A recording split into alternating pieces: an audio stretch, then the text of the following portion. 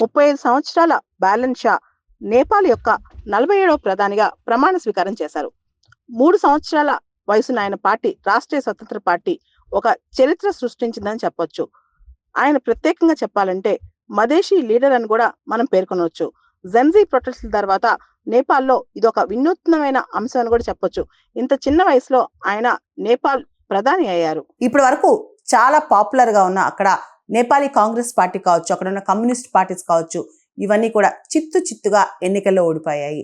రాష్ట్రీయ స్వతంత్ర పార్టీ ఏదైతే 2022లో స్టార్ట్ అయిందో ఆ పార్టీ ఆల్మోస్ట్ థంపింగ్ విక్టరీతో నేపాల్ ఎలక్షన్స్ లో దూసుకుపోయింది. ఈ party projected candidate PM candidate ఎవరు తెలుసా? బ్యాలెన్స్ షా లేదా బలేంద్ర షా. ఈయన జెన్జీ అంటే ఈ బ్యాలెన్స్ షా మిలేనియల్ అంటే 1990s లో పుట్టారు. ఈయన వయసు 35 సంవత్సరాలు. ఎవరైతే 1990s లో పుట్టారో వాళ్ళు కూడా పెద్ద పెద్ద లీడర్స్ గా ప్రపంచంలో ఇప్పుడు ఎదుగుతున్నారు అన్న దానికి ఇదే నిదర్శనం అనమాట. బ్యాలెన్స్ షా ఈయన మాతృభాష Maithili and first time Nepal ప్రధానిగా మదేశీ ప్రాంతం నుంచి వచ్చిన వ్యక్తి రావడం అనమాట.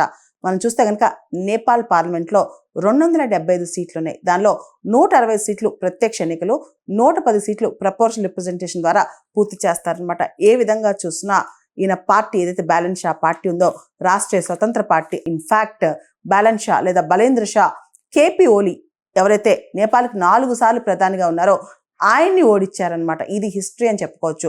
ఈ బ్యాలెన్స్ షా ఎవరైతే భారతదేశంలోని కర్ణాటకలో ఇంజనీరింగ్ చదువుకున్నారు. ఆయన బుద్ధిస్టు, అంబేద్కర్ రైట్ అనమాట. బ్యాలెన్స్ షా పాపులర్ గా ఆయన పేరు బలేంద్ర షా అయితే బ్యాలెన్స్ షా అని పిలుస్తారనమాట. చాలా అద్భుతంగా పాటలు పాడతారు.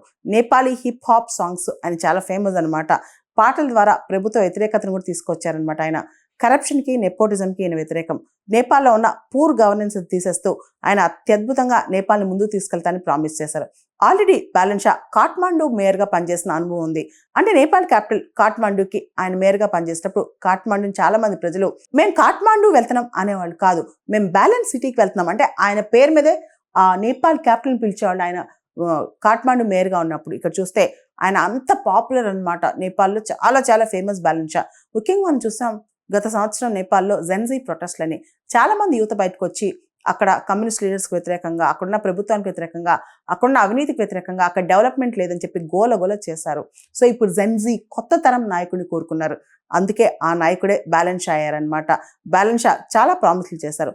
నేపాల్లో కనీస వసతులు, మినిమం సర్వీసెస్ ఇంప్రూవ్ చేస్తానని, నేపాల్ పర్ క్యాపిటల్ డబుల్ చేస్తానని, నేపాల్ ఆర్థిక వ్యవస్థ ఎకానమీని డబుల్ చేస్తానని ఇలా చాలా ప్రామిస్లు చేశారు. మనందరూ తెలుసు నేపాల్లో చాలా మంది మైగ్రేట్ అయిపోతుంటారు. ముఖ్యంగా ఇండియాకి వస్తూ ఉంటారు అన్నమాట. ఇతర దేశాలకు వెళ్తూ ఉంటారు చిన్న జాబ్స్ కోసం కూడా.